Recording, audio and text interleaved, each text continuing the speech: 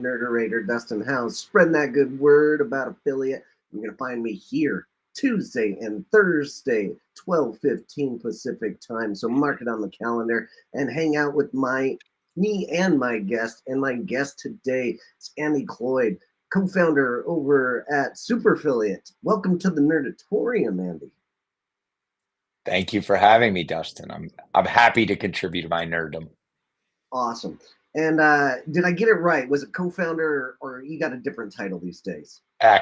Co-founder, office manager, you name it. I'll take it. Yeah, lots of hats, I would assume. You got that Yeah. janitor coat on as well, I'm sure. All right. We're going to be hanging out and talking about landing pages and other types of affiliate stuff that are going to be beneficial to your affiliate program. If you have any questions for me or Andy, please jump into the live Q&A. And if you'd like to be in Andy's seat, come be my guest. Go to dustinhouse.com/nerd and fill out a topic that you'd like to nerd out about. Our question of the day: is your homepage your landing page? I want all those affiliate managers to tell me in that chat whether or not they're using their homepage as their landing page for their affiliate program. It's a really interesting question, and we're going to have that topic today. But without further ado, Andy, who are you? Hey, everyone. I'm Andy Cloyd, like Dustin Miston. I'm the founder of a company called Superfiliate.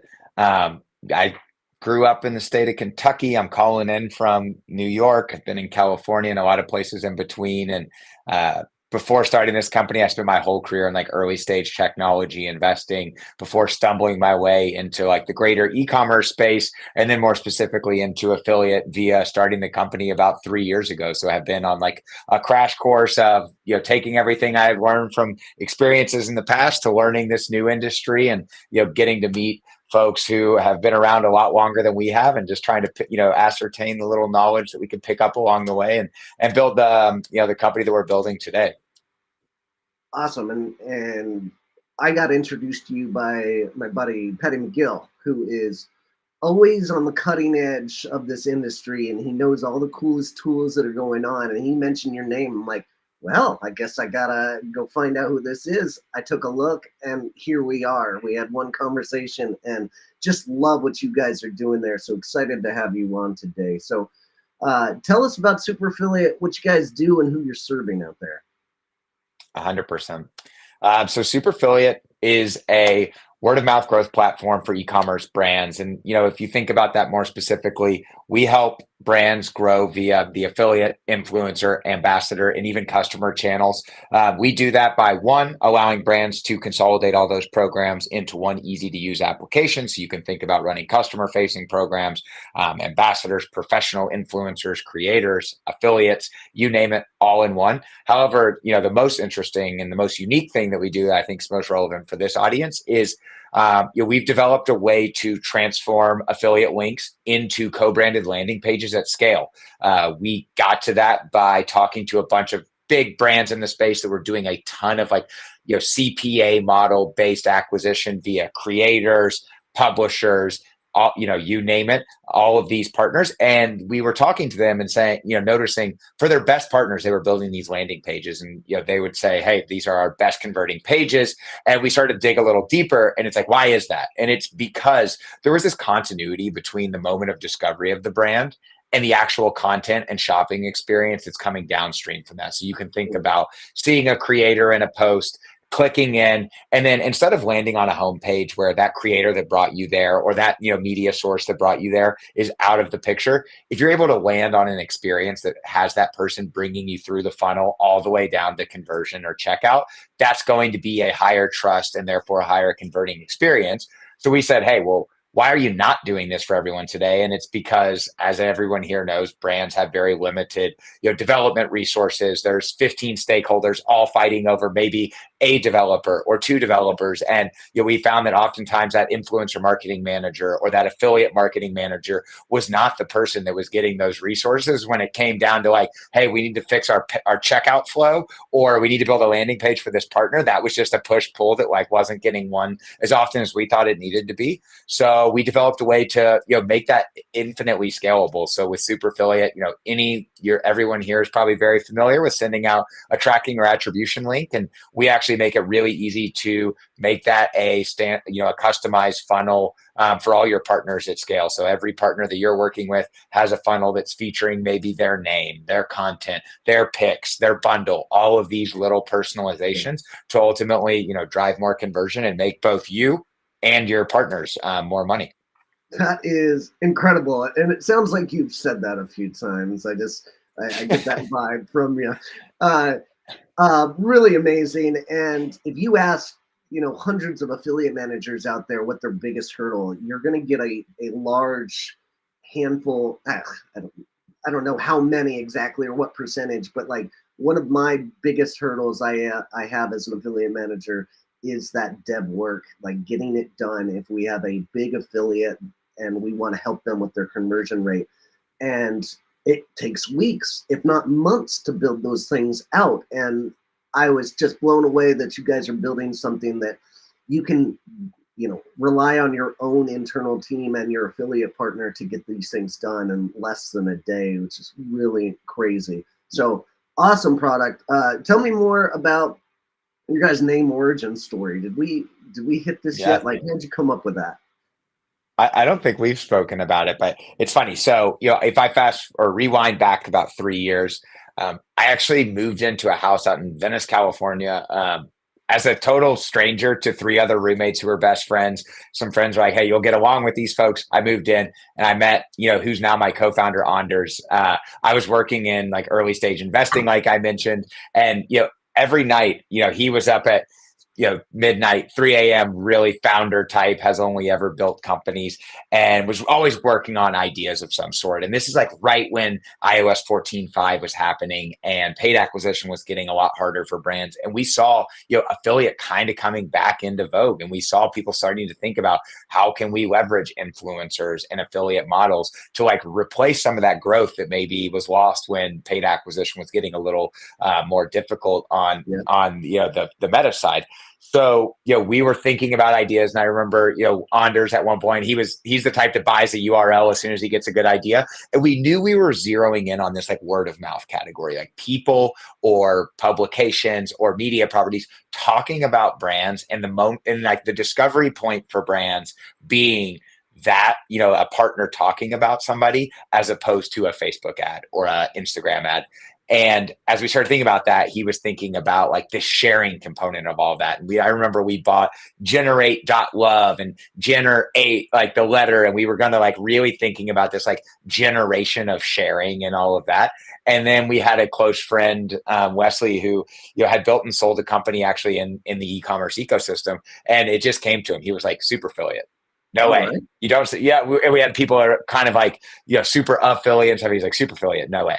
And it just like, as soon as we heard it, we were like, that's it. It says enough about, hey, we are in this affiliate space in the sense that, we're thinking about these CPA based models where, you're able to pay people for the performance that they're driving. No matter what that action is, whether it's a conversion, whether it's a click, it's a sign up, it's whatever, we want to be able to like put in reward structures to reward that on an affiliate basis, in the same way that we saw brand marketing go to performance marketing. You went from billboards to measurable Facebook ads. I think we are seeing that happen in influencer dollars as well. You see, $5,000 for a creator to make some content and throw a post up there.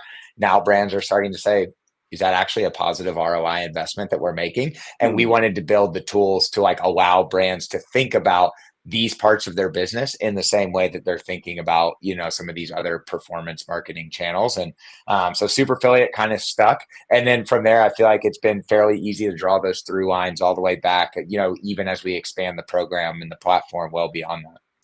Oh, awesome. Love that story. I can't believe you guys didn't try to use Anders and Andy and the And Brothers or something in that nature of like your LLC. I don't know, like how you like the super affiliate makes sense now, but A you guys squared. missed, yeah, and squared. All right, tell us about what industry gaps you guys saw to come and build this product out. Yeah, I mean, I think if you look at, it really, well, for here, I'll zoom in on the affiliate industry specifically, and maybe the Yeah, more traditional. I think there's, we're playing in a lot of ecosystems, but when you look at the affiliate space, there is a lot of apps that do and platforms that do an amazing job at tracking and attribution, because that is the the nuts and bolts of the affiliate industry. Is how can we know who's clicking, or when, how many people are clicking, how many people are buying, and then therefore connect our reward structures to that. However, I think like what we saw when we started to look at all these tools is how where else is the product not being innovated on. And for us, it was these conversion funnels. It was really thinking about how can you empower a brand and an affiliate with the highest converting funnel downstream of that link. So they're still sharing links on these channels that they're used to sharing links on, whether that's a blog, whether that's Instagram, whether that is a link in bio, whether that no matter where on the internet that is. Now, what happens after you click?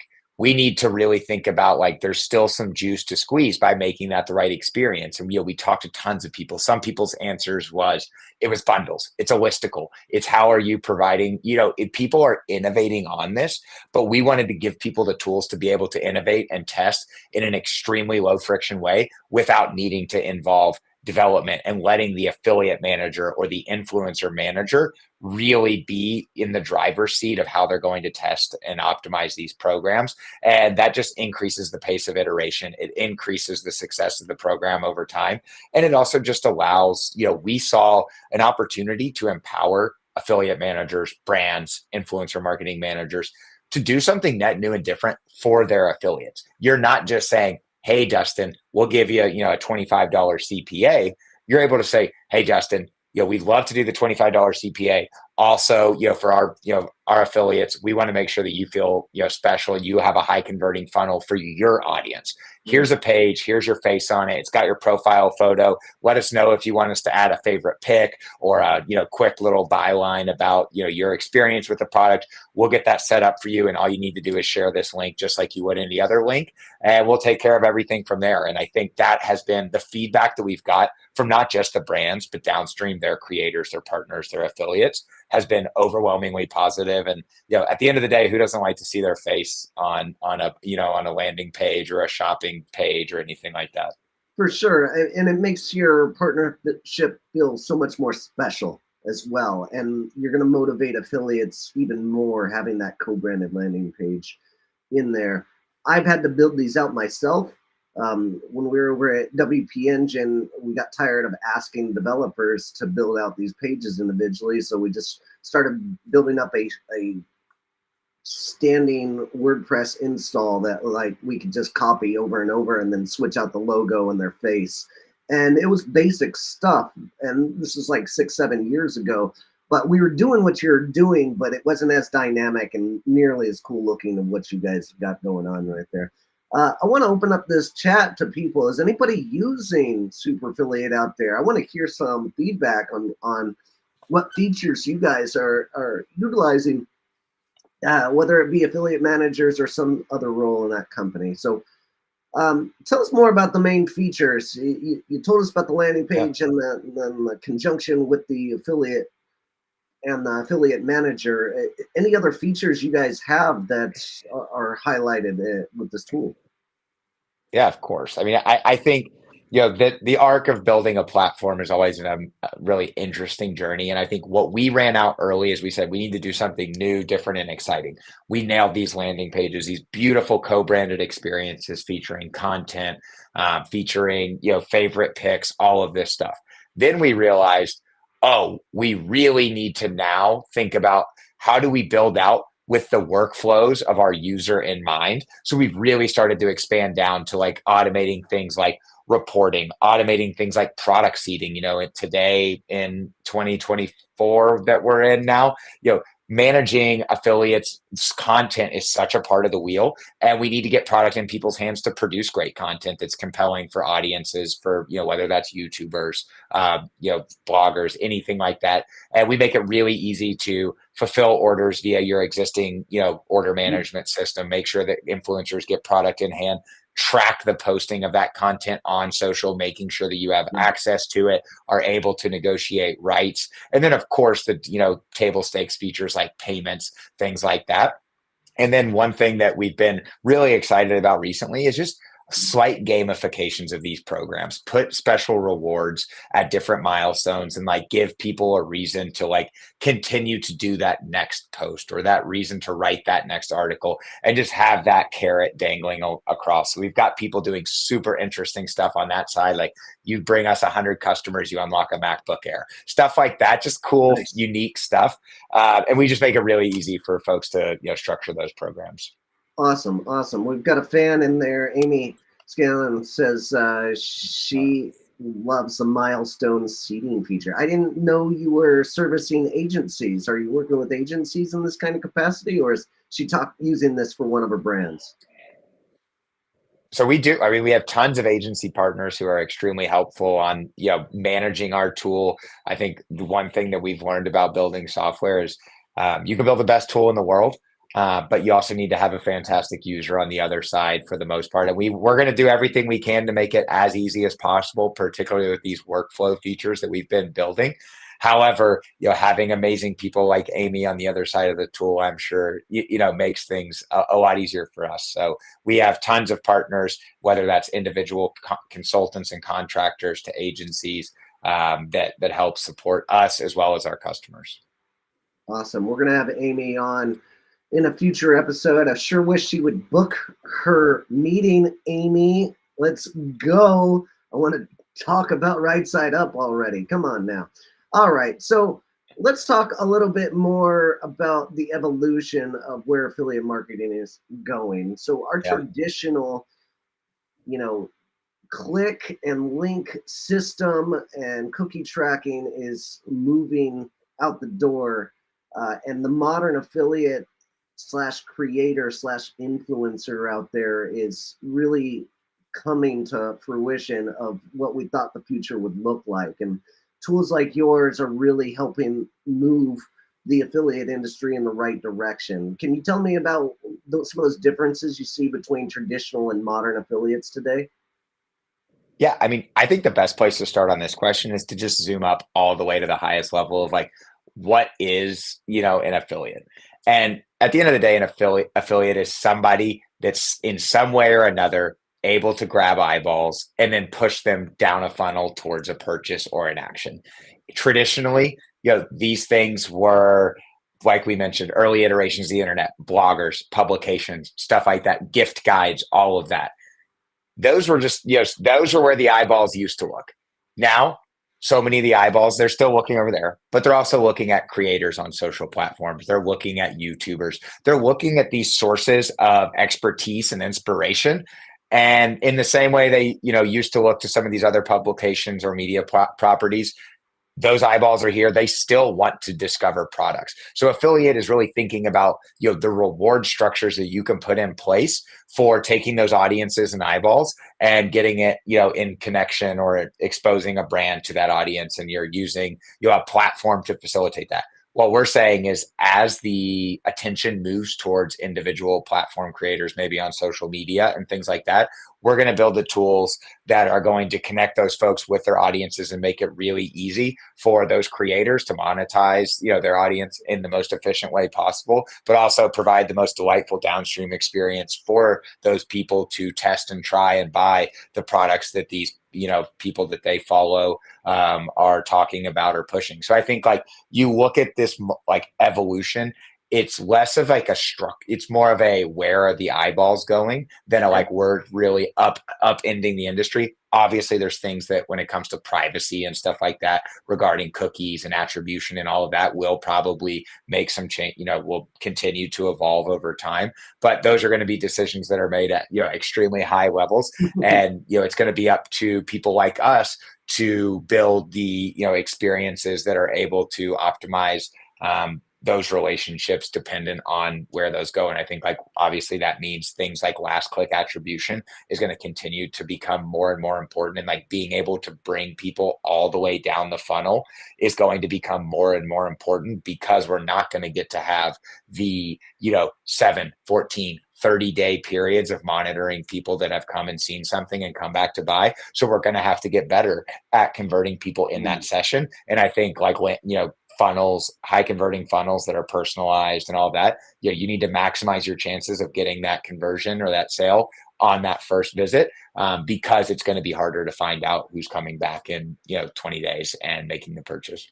For sure. And you bring up a great point of our industry is in a uphill battle against getting credit in terms of the other channels taking it from us, because that cookie window just doesn't exist anymore on the internet, because everybody's kind of working against affiliate in a sense, but we know it's working. But the touch point is always going to be there if your company can track it. So how about, you brought up a point about influencers and their role in this, and like your guys' tool can create some kind of contract where the influencer can create a piece of content, but also allow the brand themselves to utilize that piece of content. Because in my history, like influencers own that unless we ask them specifically that we can pull that back and use it internally. But you guys create a contract between the two? Yeah, and of course, this is always going to be like as permitted, and as agreed upon for like usually an economic relationship. But like if you look at the overall function of, now that creators are such a part of this overall strategy on, the affiliate and partnership side of things, it serves another extremely important function, which is content generation. And like we as a platform can't ignore how important that content generation is in interacting in these partnerships. So we, came up with an easy way to be able to like quickly and easily navigate those relationships and agreements between a creator and a brand to gain content access and rights, to then be able to repurpose that. And like how that content gets repurposed is going to be very important in that negotiation, because if a brand wants to run paid traffic using that media, that's different than something called whitelisting or allow listing, where brands are actually using a creator's account to run ads and driving traffic to them. So like we want to make sure that we're, those decisions are going to be up to brands and creators to figure out.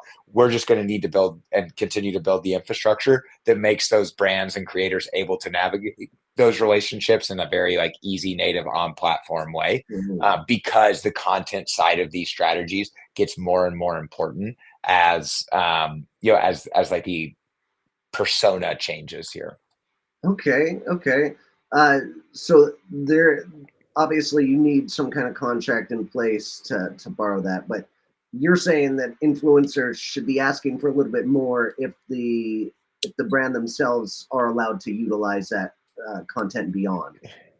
Yeah, so it's super common inside these contracts and inside these relationships with brands and creators that, the cost for a post is X, the cost for a post with content usage is X plus Y, the cost for, a post and content rights and also to run whitelist is X plus Y plus Z. And you're just incrementing up, and I think ultimately that's just a goal of like trying to align, as always, like services rendered and the value of those services with the value that a creator receives. And, we are always going to be pushing too that a part of that economic relationship be performance driven, because I think, if you think about a brand that's going to be able to, what marketing channels are you going to continue to scale? It's the easiest ones to measure attributable ROI as quickly as possible. Like that's where dollars fly. And I think as long as we're going to continue to push the performance part of these relationships when it comes to affiliate and commission tracking, because that's, the easiest, most direct way to say, this strategy is working for us. We're making money and we're going to do more of it. Awesome. All right, switching gears here, I want to thank our sponsor of the day. It is AffyStash, the best affiliate recruitment tool out there on the market. If you want to bring in more influencers and more affiliates into your program, go check out AffyStash.com. and start recruiting more. Let's switch gears into that full conversion funnel. Why do you think this is working so well with your product right now? Yeah, I think it comes, if this conversion funnel conversation is so important and it's such a, and it's the reason why we exist at the end of the day is the way that people discover products is changing. And I think creating that funnel to take people from discovery and inspiration through purchase is one of the most important things that you can do to, increase the efficiency of the dollars in these channels, whether it's creators, affiliates, influencers, you name it. And for us, that funnel means somebody encounters a piece of content with somebody that they follow or somebody that they've discovered. They like that content, something speaks to them. They then want to explore further what's being talked about in that. I then land, I engage, I click, I do whatever, I land on an experience. What I'm expecting to see at that experience is something related to where I came from, whether Yeah. that's the person, the product. I think the more context that we can pull from where they came from onto now where they are, where they can shop and buy, the better. And, we've been very particular about making this landing page not just the same content that you saw and now you need to buy.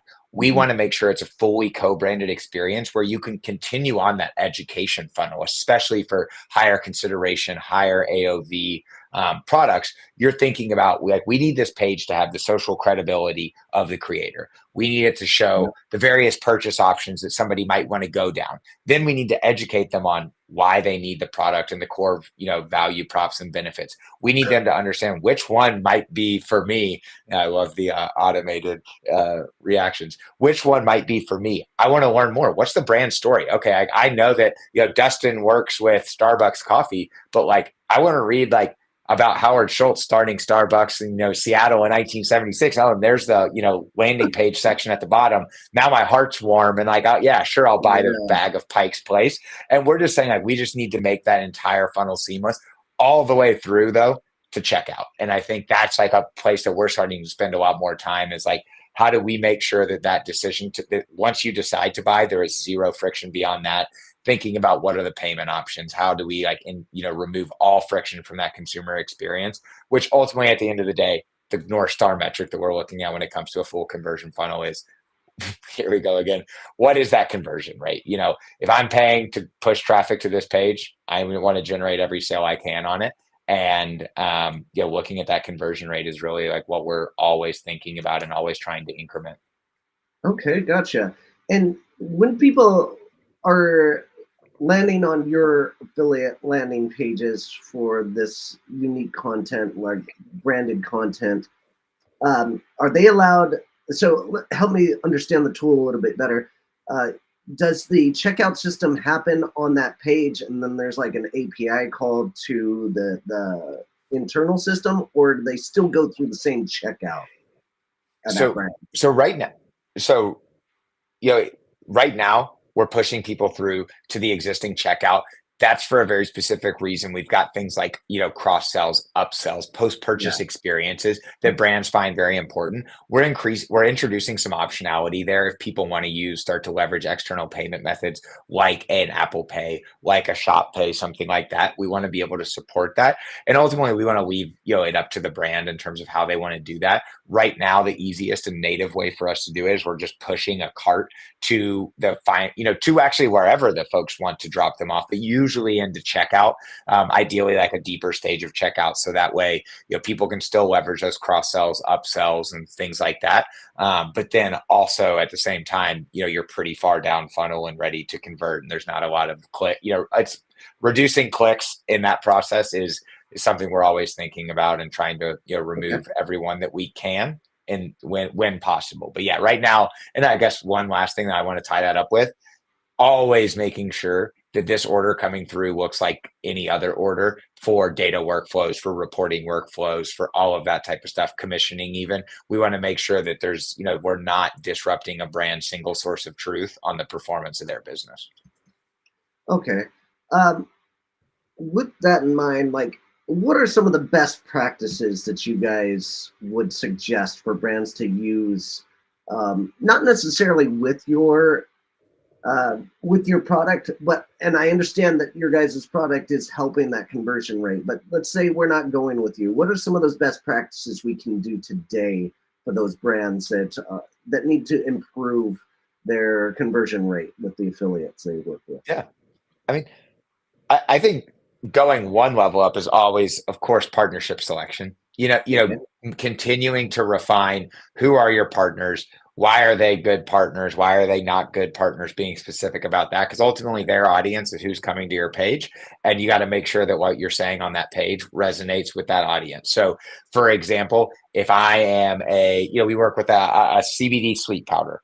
They sell to my mom in Lexington, Kentucky, and they sell to CrossFit athletes.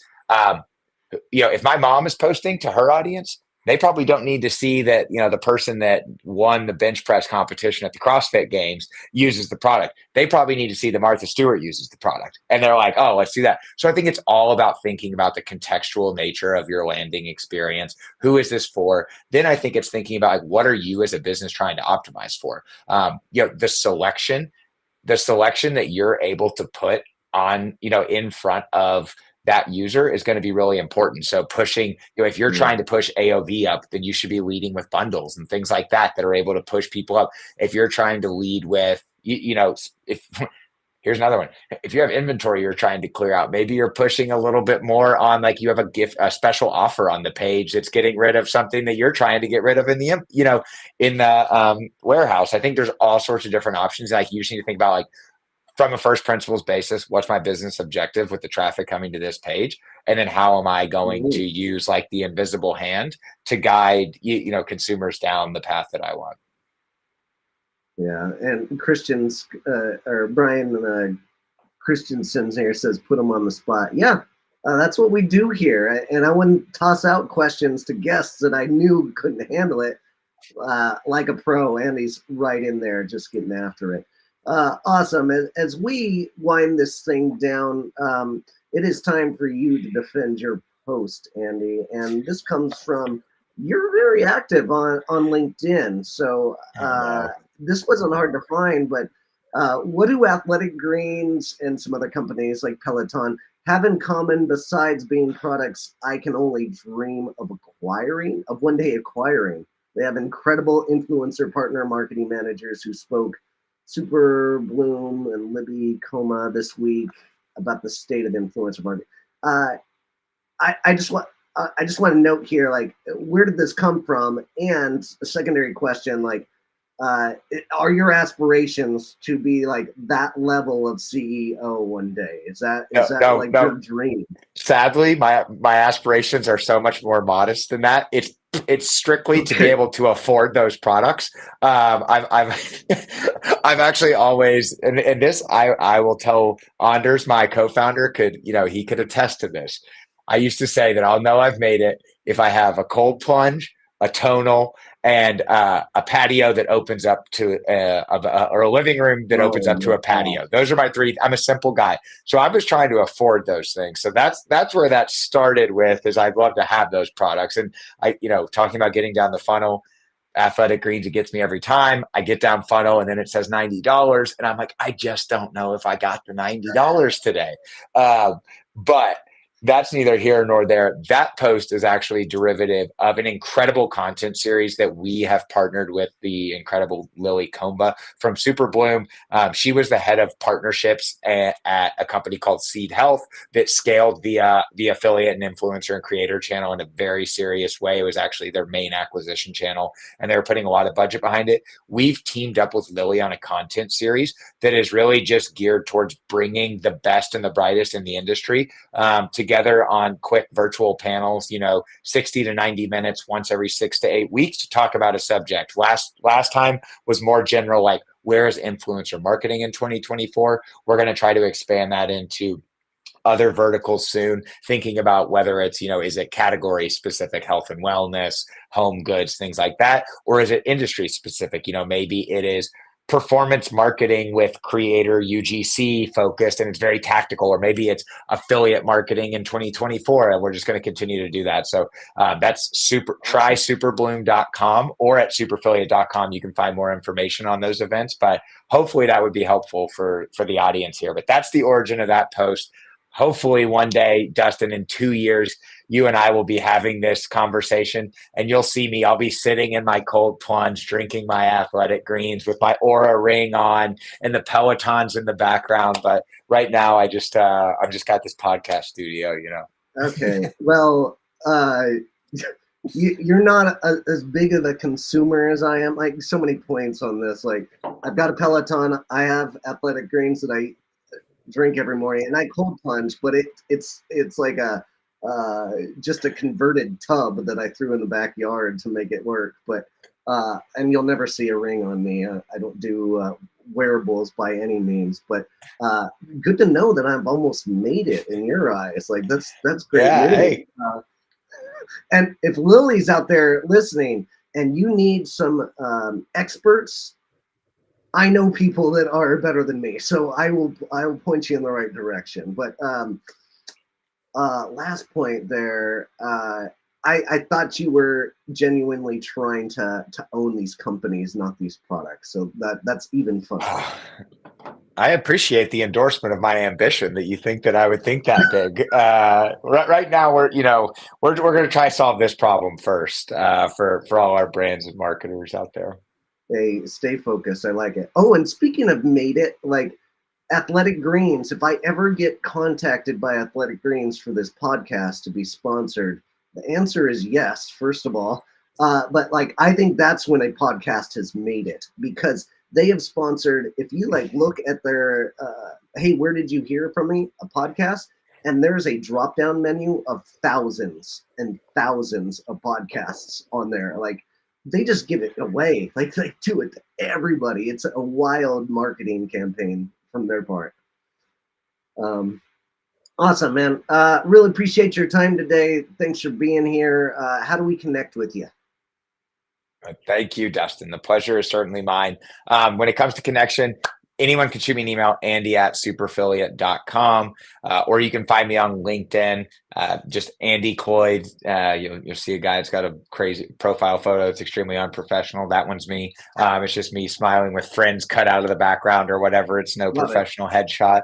But yeah, those are usually the best ways to, connect with me. I'm always happy to show anybody, a little bit more about what we're up to, give them a tour of the product, and, hopefully find a way to help folks out. So reach out, brand, customer, agency, consultant, contractor. We just like to talk to smart people that have been in this space and, can help us along our journey, because we certainly don't have everything ourselves. So appreciate you having us on, Dustin, and looking forward to doing this again in a year and seeing how far things have come. Awesome. And if you would like to support this channel and my content creation habits, go to dustinhouse.com/superaffiliate, and I'll put that link in the description below. So thanks again, Andy. Appreciate your time. And for those folks out there, keep on recruiting, and we'll see you out there. Take care.